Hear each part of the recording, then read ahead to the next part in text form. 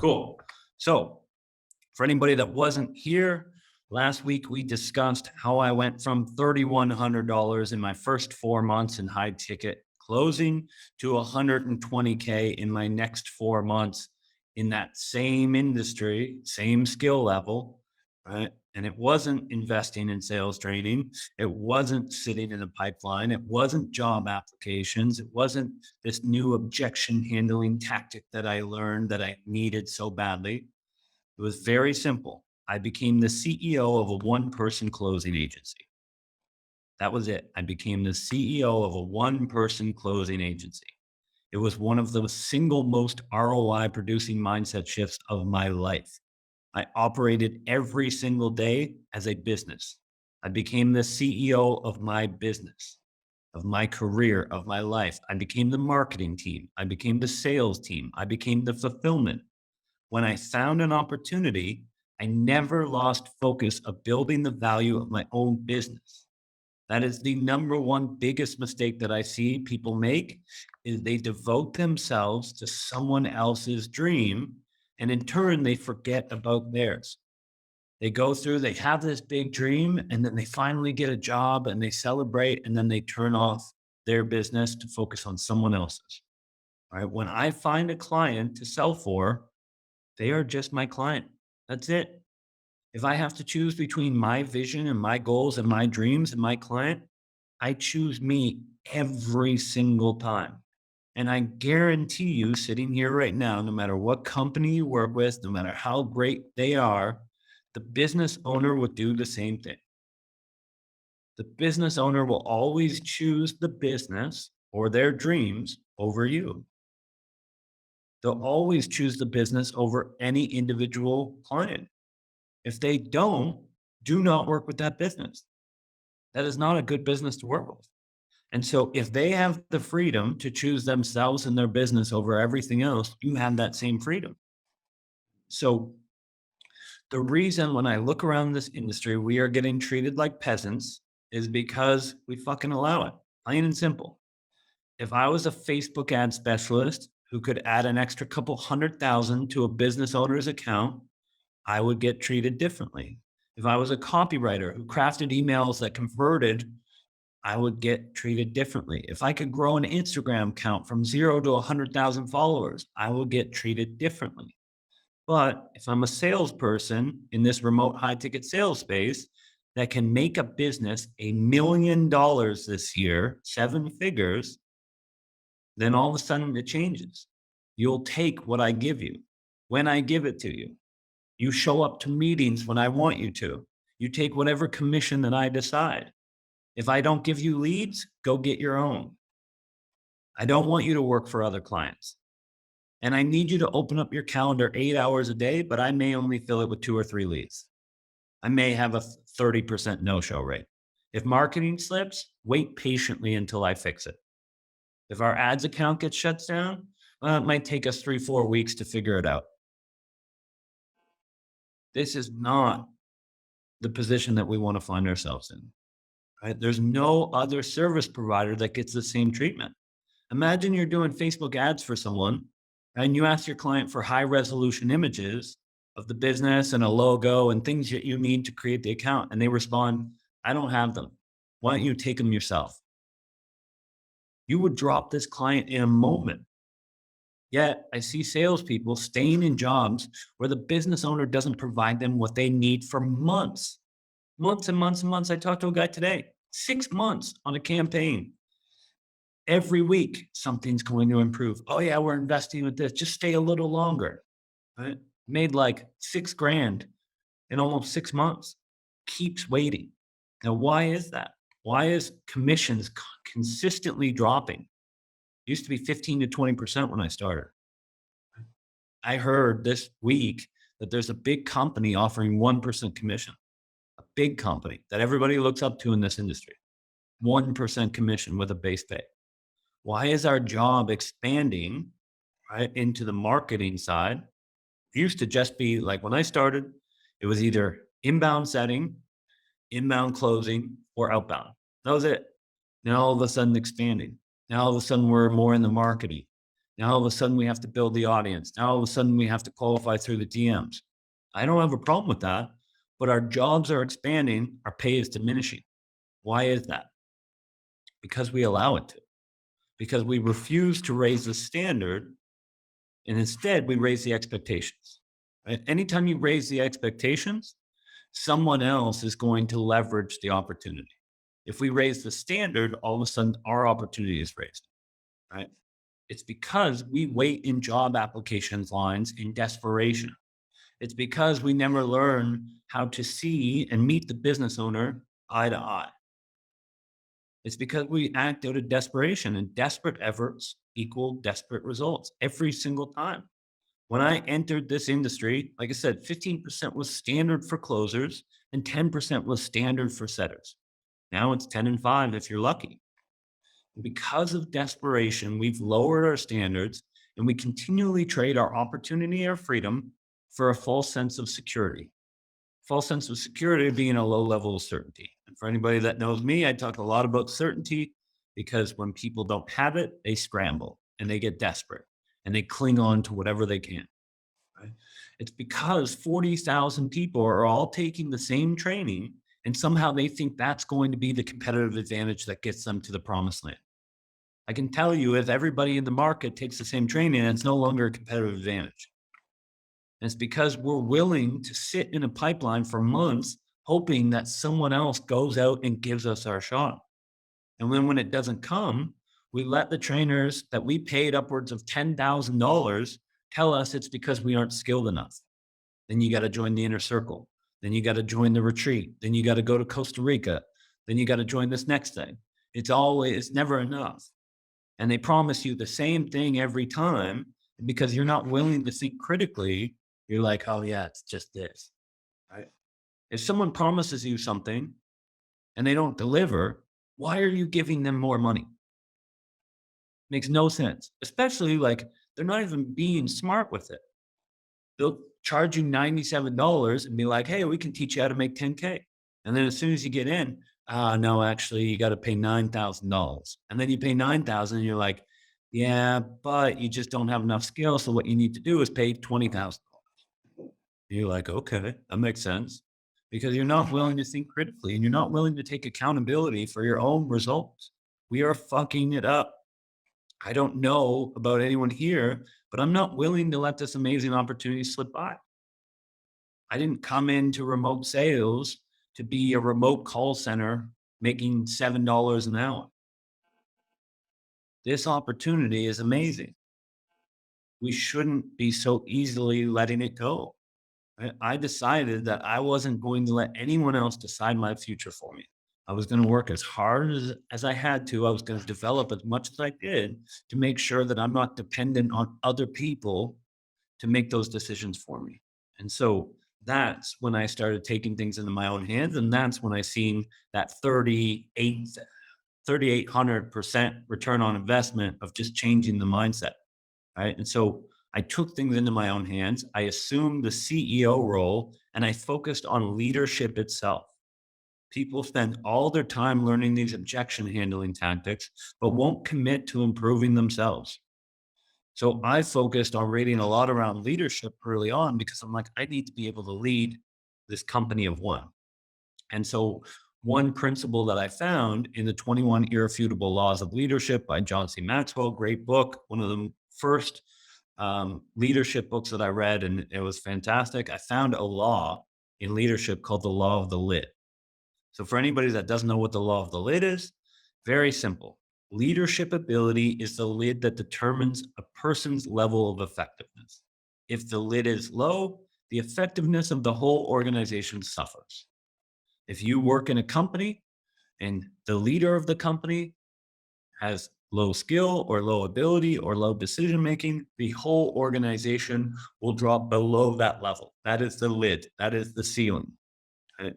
So if your business right now is just a setter or a closer or a job applicant or an interviewee, your lid is the ground floor. You are standing in line with 40,000 other people that are hoping that their name gets picked out of a hat.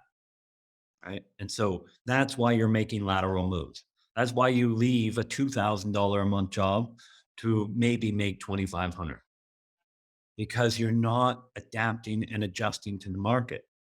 If there's anything that we should be learning from these trainers, it's not how to sell.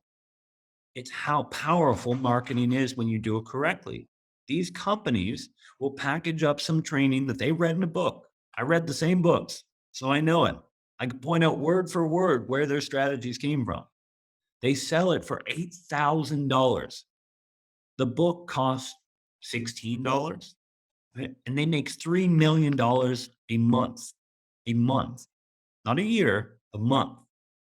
And they're still looking to scale. Right? And people think they're the best trainers on the planet.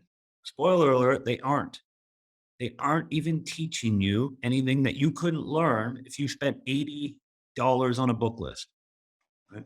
So, what are they selling you? If we want to understand how to be competitive in the market, we have to understand what the market looks like.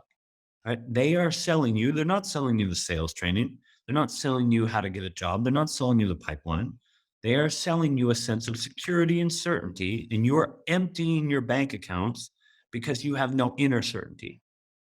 You are putting it in their hands because you don't trust yourself. So you're spending all this money hoping that this is going to be the thing that changes it. So you can't wait to go into massive debt so that someone else can tell you what to say and where to work. And I know this because I did it myself. For 4 months, I made absolute trash money until I realized that I got taken to the cleaners and I was running out of cash and I couldn't make any, luckily, I couldn't make any other investments. I had no money. So I started just by force, I started to take things into my own hands. And the first thing I did was raise my standard. And over the next 4 months, I made 600,000 in sales in revenue, and I collected $120,000. And so every morning, the discipline that it took, I didn't wake up as JD the salesperson. I didn't wake up as JD the applicant. I didn't wake up as JD the interviewee, not JD the job hunter. It was JD the CEO of a successful one-man closer agency every single day. Right? So I decided that what I wanted to do was make sure that I was not reliant on anyone else. Right? I want to make sure that I am the one that makes decisions for me. I don't want people to tell me that, oh, you have to work here for a certain amount of time, right? Or, oh, you have to start as a DM setter and do that for 6 months. And then maybe we'll give you the opportunity. And then maybe you can get promoted. Oh, no, our business has changed. I see it. I see it every day. Someone that told me, oh, yeah, if I do this for 4 months, they're going to promote me to closer. And then they come back. It's like, oh, yeah, the business kind of changed. Right? I didn't want that. I wanted to make sure that these companies weren't the one to give me an opportunity. I decided that I was actually going to compete with these businesses. So I became my own pipeline. I developed a vision and a mission because I looked at businesses and I found that every single successful business had one. I set my own core values and I lived by them and I promoted them. I was clear about my goals. I identified my target audience. I learned about my client avatar. I didn't make any of this stuff up. This is the structure of every successful business out there. And so if I wanted to compete with them, I had to do what they were doing, not what they were teaching. So if you don't know, if you're sitting here right now and you don't know who your client avatar is, then there's no way you know how to be valuable to those people.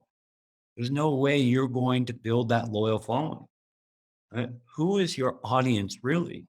Like, what are their dreams? Where did they come from? What were they doing before this? What are their goals? What are their challenges? What keeps them up at night? Who are their heroes? Who do they despise? People aren't willing to dive deep into these questions because there's no instant gratification from them. There's only instant gratification because someone gave me a job or someone made me a sale. So if it doesn't lead to a job or a sale directly, I don't want to fucking do it. So now someone else is doing that job for you and they're skimming off the top. That's where your 5% is going. That's why it's 10% for a closer, not 15, because someone was like, these guys aren't willing to do the work. This part's easy. I'll find out about their businesses. I'll find out about their client avatars. I'll go out and make the connection and I'll skim off the top. I'll charge $7,000 to connect this person with this person when they could do it themselves. You have a competitive advantage over these businesses. You're much leaner than they are. You don't charge $7,000 to connect someone with yourself. Right? So just then, like, what advantage do they have? A pool of people. You're a pool of people. That's why I push for strategic alliances because we can make our own fucking pool and then we don't have to depend on anyone else. Right. So, what did they do that's so special? They read the books. We can read the books. Right. They learned how to sell. We can learn how to sell. Right. They learned how to market themselves. They learned what problems that their audience was dealing with. We can do all these things. But you have to let go of the instant gratification of, I have to sit there and my day is filled with things that don't give me a reward as soon as I do them. But I do them anyway because I'm stacking, because I know it's exponential. I don't invest today and then look at my bank account and be like, well, it hasn't grown. I'm going to stop investing. I invest because I understand compound interest. Employee mindset is not compound interest. We just don't think of it. It's an exchange, it's a transaction. And most of you are still thinking transactionally. What do I get for what do I do? That's a 1-for-1. That's a 9 to 5 mentality. I work 1 hour and I get $20. That's the exchange. And then the business takes everything over and above. So most of you left 9 to 5 because you didn't like it. Most of you left because you didn't want to follow that path. And then what did you do? You just brought the 9 to 5s here. I know the ads most of you seen.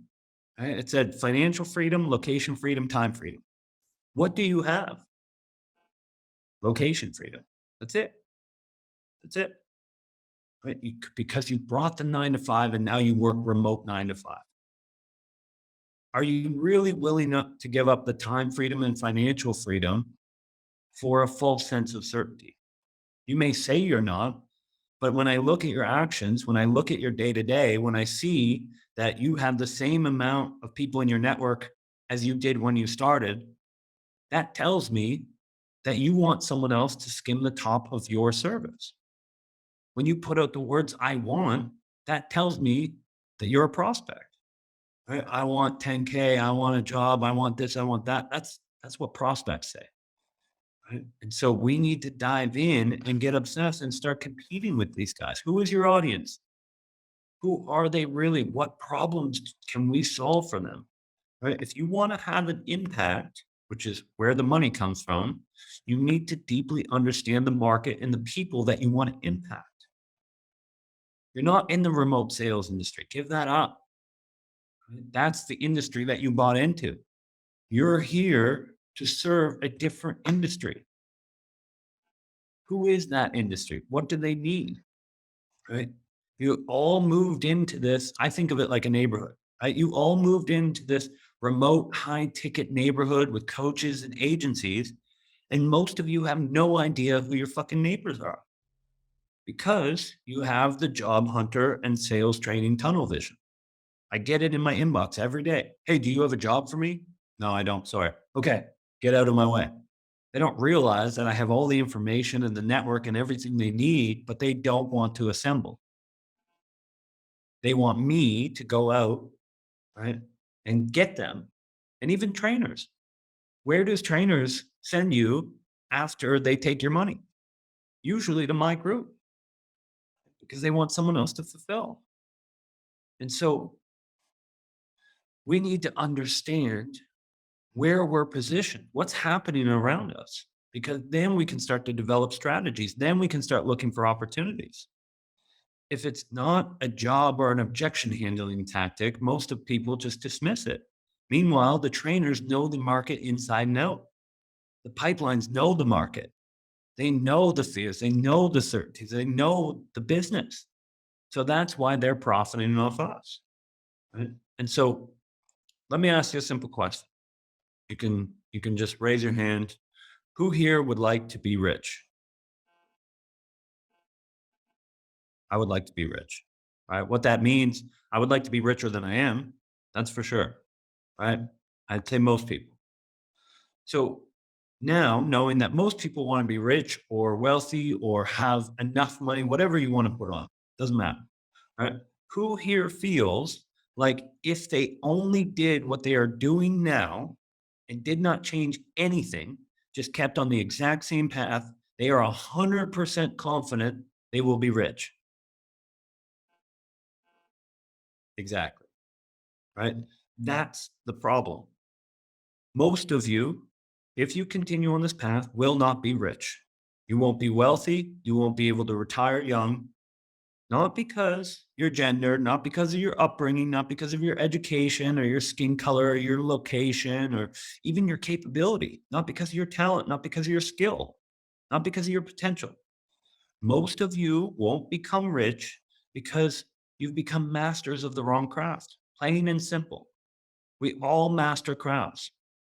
We don't understand it that way, but it's true, right? You need to be masterful at agility and adapting. You need to be masterful at changing when the path you're on does not lead you to the destination you want to be.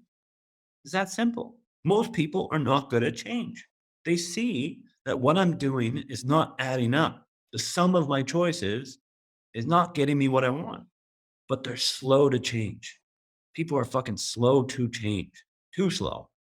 And so time goes by and they get minuscule little adjustments. For me, like I was obsessed. It's not working. Why is it not working? Have I tried it again? Still not working? Who knows why it's not working? What is it? How can I talk to them? What adjustments can I make? What questions do I need? What resources do I have available to me? The reason I was able to adapt and get results quickly, especially like $3,100 in my first 4 months to $120,000 my next 4 months was my willingness to be agile and adapt to change. But most people have become masters of settling. They've become masters of excuse making. I've seen some people that are brilliant excuse makers. It's like they have this story that they tell, and it's like Star Wars meets Lord of the Rings. And it started on a windy day in 1942 when my grandfather, like they put so much time and energy into creating excuses. The masters of blame or justification or victimization. And a lot of people, good people, have become masters of compromise and sacrifice.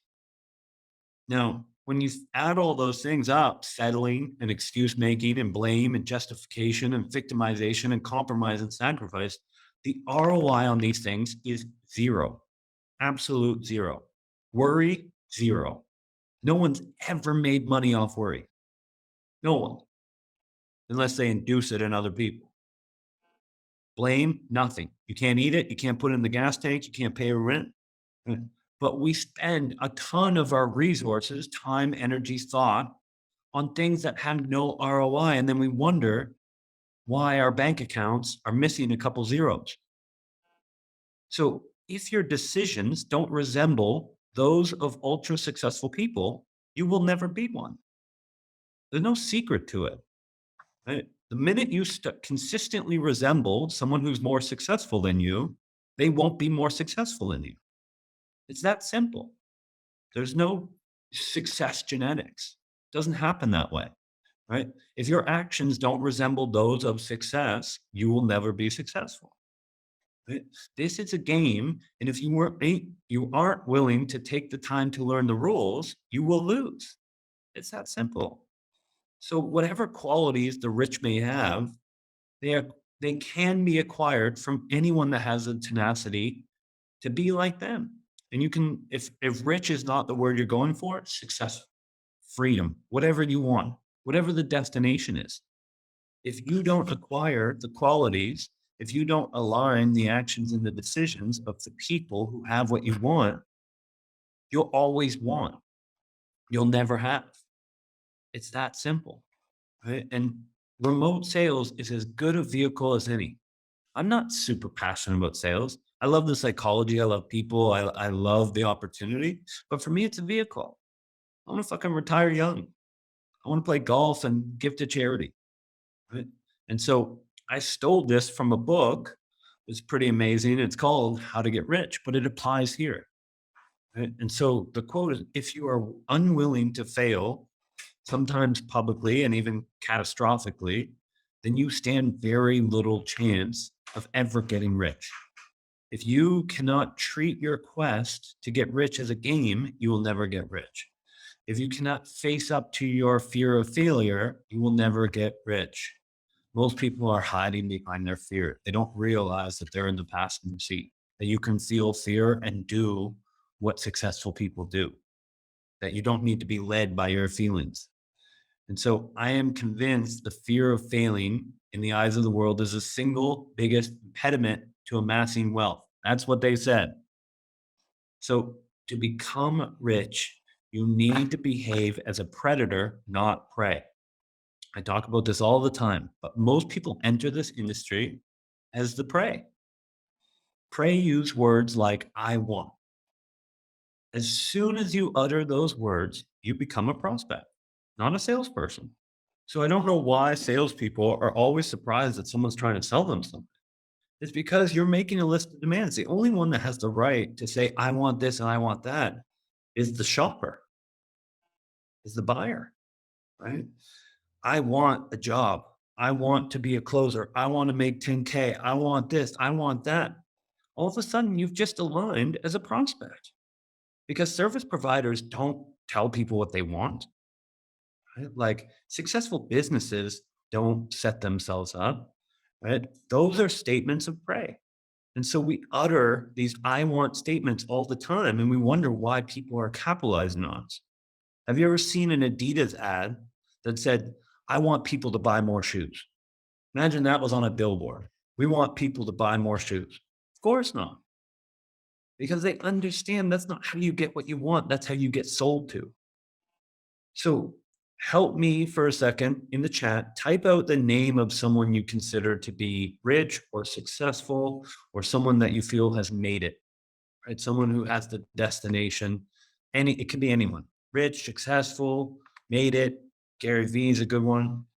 Who else? Everybody's got one. Tony Robbins, Jordan Belfort, Mel Robbins. Cool. Okay. So what's the number one thing that all these people have in common? Does anybody know? There's a lot, but what's the number one thing? Kind of at the base. Certainty. It's good.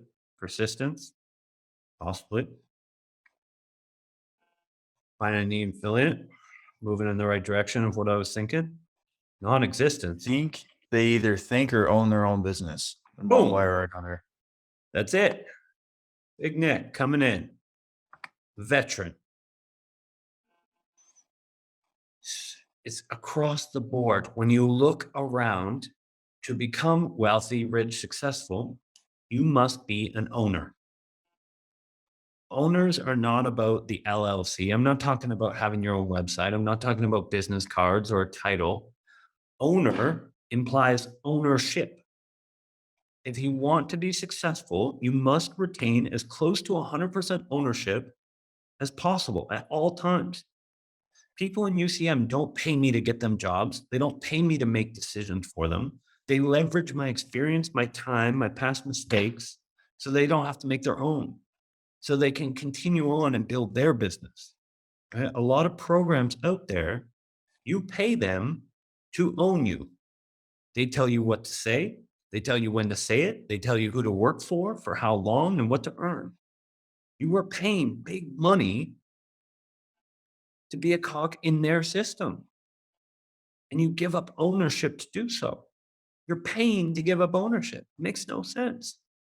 All because you don't feel certain enough in yourself. All because you have an imposter syndrome. Right? You need to become the owner.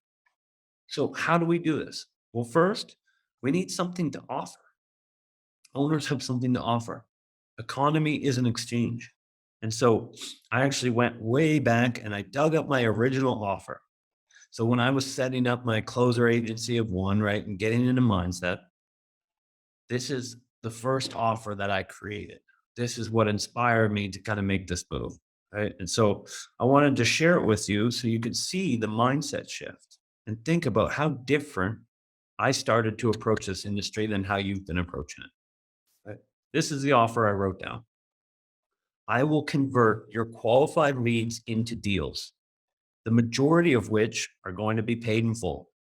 I will have the lowest refund rate on your team, and I will consistently produce the highest EPL. At the end of the year, if I have not generated over $2 million for you, I will consider it an absolute failure, and I do not like to fail. Not only will I be a highly effective revenue generator for your company, but as my results improve, I will share these improvements with the rest of your team. I will become a leader in your organization. I will inspire other team members to work harder, and I will improve the overall culture of the organization. In doing so, I will expect to earn over 300K in the next 12 months while producing 8 to 10x the value in which I'm paid. I will be the most reliable and effective hiring decision you've ever made. This is the industry that I am fully committed to 100%. So whoever hires me stands to gain $3 to $5 million this year. And whoever passes on me will see one of their competitors gain an extra $3 to $5 million that could have easily been theirs. How different is that approach and that mindset to what you've come into this industry and given to the marketplace? How much harder is that to ignore than your efforts? If you're a business owner and you hear that compared to, yeah, I'm a high ticket closer. I just went through a bunch of course. I have a certificate. I printed it off and laminated it. Compared to that, who's going to win that battle? So I went with this and I got opportunities from people that were way more experienced than me. I beat up people that were better than me at sales, that had more training, that looked better on paper. Right? I got opportunities that most people wouldn't, that were way above my pay grade, but I got them anyway because I had that conviction and that confidence. And I made someone an offer that spoke to what they were looking for. None of those things was about me. I put in one thing that I want to make 300K in the next 12 months, which I did. I made $438,000 that year. But even that one thing out of 3 paragraphs for someone else, I even followed that out while producing 8 to 10x the value in which I'm paid. Because I understood that what I get is a result of the value. I will get a percentage of the value I bring to the marketplace. That's why I had a competitive advantage. Right. And so in doing so, I changed my goal. Right. Most people's goal is to get the yes. My goal is not to get anyone to say yes. This is something outside of my control. I can be the best interviewing in the world, and they want to go with someone that invested in the most recent trade. Don't care. My goal was to make saying no to me the hardest fucking decision that they've ever made. If I did that, I did my job. Right. So now I had an offer. Once I have an offer, I need an audience. I need to make sure people know I exist, and I need them to feel grateful for my existence, and I need them to be curious about how I could impact them. Those are the emotions, because we know people make emotional decisions. Those are the emotions that I'm tapping into, right? I need to build excitement around the possibility of working with me. When people are excited, right, they start to draw. When they're curious, they start to draw to you. All of a sudden, now you have inbound instead of outbound. You have warm instead of cold. Right? And you might be like, how the heck do I do that? Well, the clues are all around you. How did you get here? Why are you on this call? Did you just randomly find a Zoom link? If you're in UCM, how did you get here? Why did you buy in this? Why did you buy in the program before this? If you got on this call and you're not in UCM, how did you get here? Right? How did you build up to this point? Because it's happening all around you. But you're not observant, you're not paying attention because you're so focused selfishly on what you want, which I get it. When you're desperate, scarcity kicks in. Scarcity, you got to feel like I got to get mine so other people don't get theirs, right? But there's brand loyalty. So how did you build brand loyalty for the clothes that you're wearing right now or the car that you drive? Right? It all started with the marketing. So now we probably aren't in a position to take out a billboard or pay for a Facebook ad, which is fine. Right? I haven't done any Facebook ads. So what we need to do is implement the principles of organic marketing, which are fairly simple. And best of all, they're free. Right. So the people that you put in, right? The Gary V's, the Tony Robbins, right? The Alex Hermosis, we all know them. We don't know them because we met them at a house party. No, because they implemented two simple principles that allowed them to become household names. They were highly and consistently visible, and they were always obsessed with providing value. If you take only those two principles and every day you wake up and it's like, how can I be more visible and how can I provide more value? If those are the only two questions that you pursue, you will have better results than someone who invests all their time and energy on developing their skills. Because that's what people pay for. People don't pay for skills, they pay for value. And how do they know there's value? Because it's visible. And that's why I was able to outperform financially people who are way more skilled than me. Right?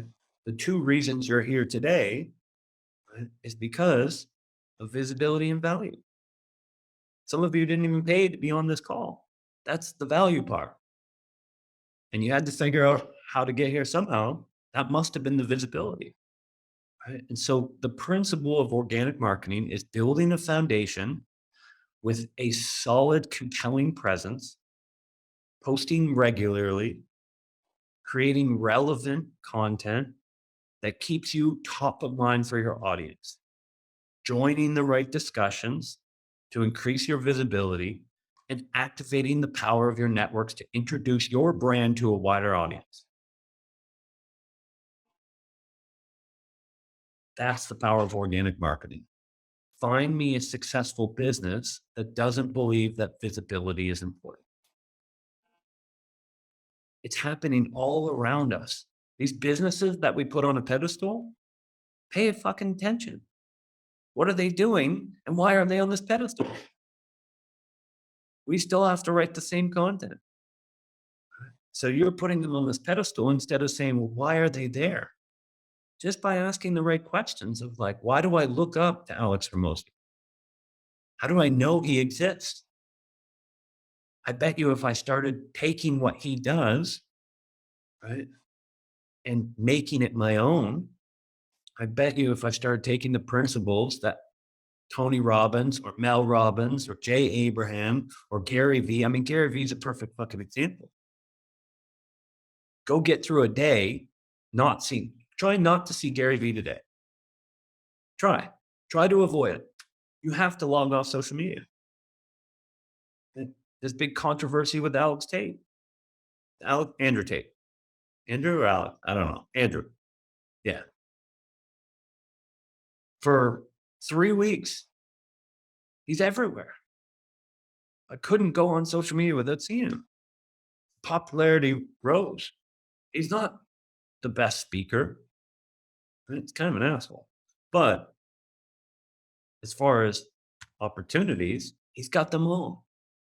Why? Because visibility. It starts there. So if you want to be on an equal playing field with these coaches that you look up to and that you're afraid to reach out to, that you've not pressed the send button for 3 weeks because, oh, what if this person doesn't respond? If you want to bridge that gap so you can look at these people eye to eye, do what they do. Because one, it's a model for success. And two, what do you think they're going to respect? If someone does exactly what I do and follows my principles, I can't be like, who is this idiot? You can't be like, oh, what a stupid strategy. It's my strategy.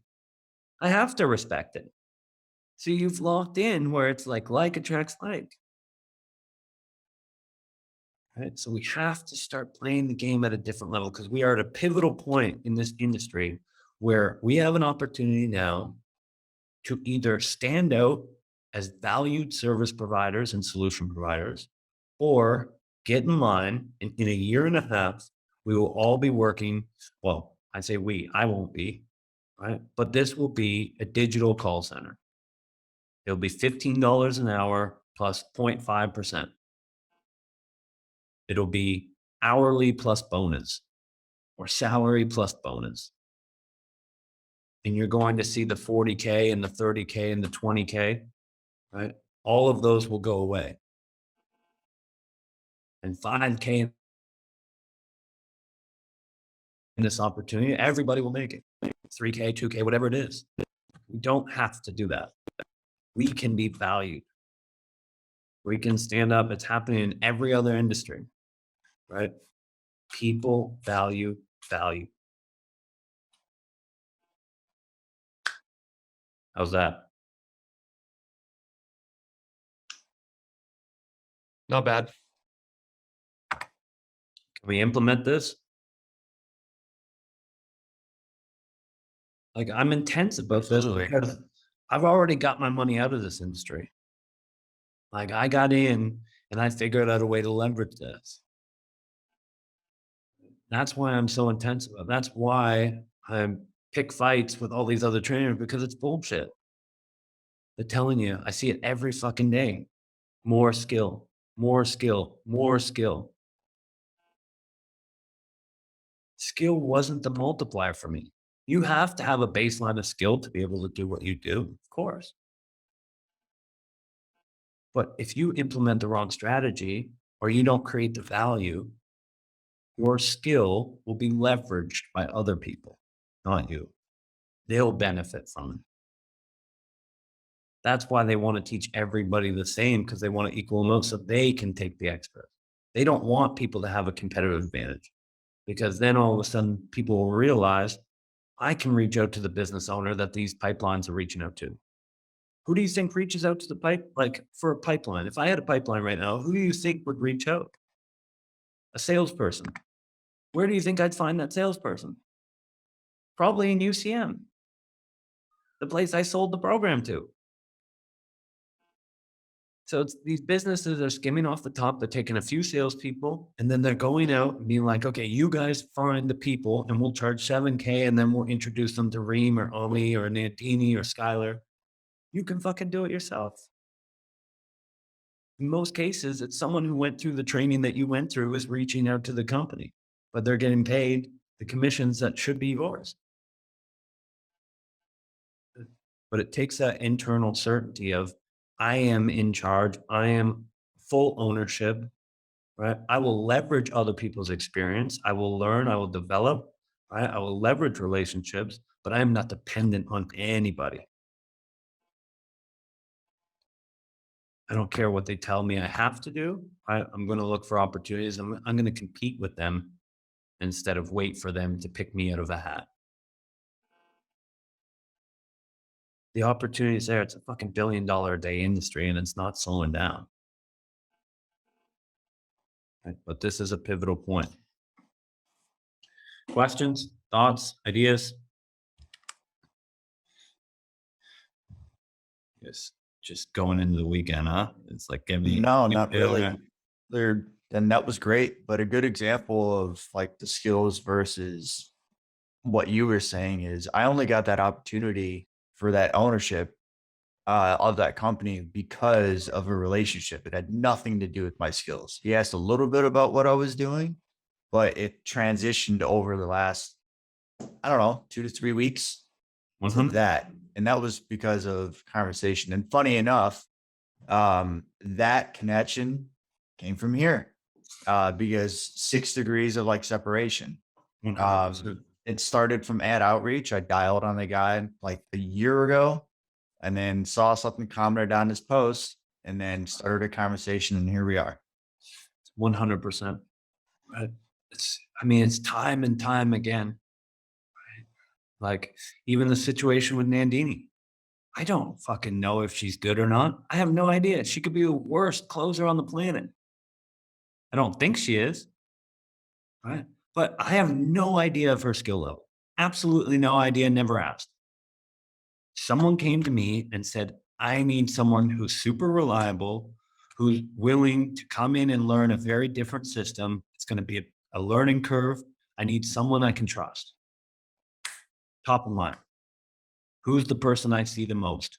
Who's the person everything I've asked to do since she joined, she's done it instantly. Like by the time I'm done asking her, she's already started it.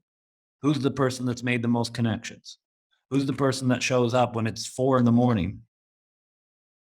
It's an easy decision for me. And I have no idea about her skills. There's much more like experienced people that I could have referred. Right? The relationships you make are so leverageable, right? But it's not transactional. So they don't give you that instant gratification. So most people don't invest in it. Applying for a job feels good because you just accomplished something. But that's one for one. That's 9 to 5 stuff. And that's not the game we're playing. You can still like, it's such an amazing opportunity that you can still make 4 to 8 to 10K a month being the best of the job applicants. But you have an opportunity to make 10, 20, 30, 40, 80K a month. What most people don't make in a year, in a month, if you play the game differently. And it's right in front of us. There was a time, I'm an old guy, where I had to go to the library and read through encyclopedias to do a project. Right? We have the internet. And every business is promoting what they're doing. The models are right in front of us every day. We just have to observe. We have to focus on development. We have to invest that time knowing that it's not going to win us today or this week, but we're not trying to win today or this week. Cool. All right, folks. Have a great weekend. Sunday is the new Monday. All right. That's when we set our goals. That's when we realign with our vision. That's where we see the CEO sets up, right? What's been happening? What do I need to adjust? What resources does my team need? Who do I need to speak to, right? What does my calendar look like? So that Monday, all I have to do is show up and look, and boom, tells me exactly what to do. If I look at your calendar and I can't tell what you're working towards, it's not the right calendar. I should be able to look and say, okay, this person's working on this and they're developing there and they want to get in shape and they want to get better at this. And they're also working on balance and all these things. If I can't see that in your calendar, you're rolling the dice. Right? Systematic growth and development. All right. Have a good weekend, folks.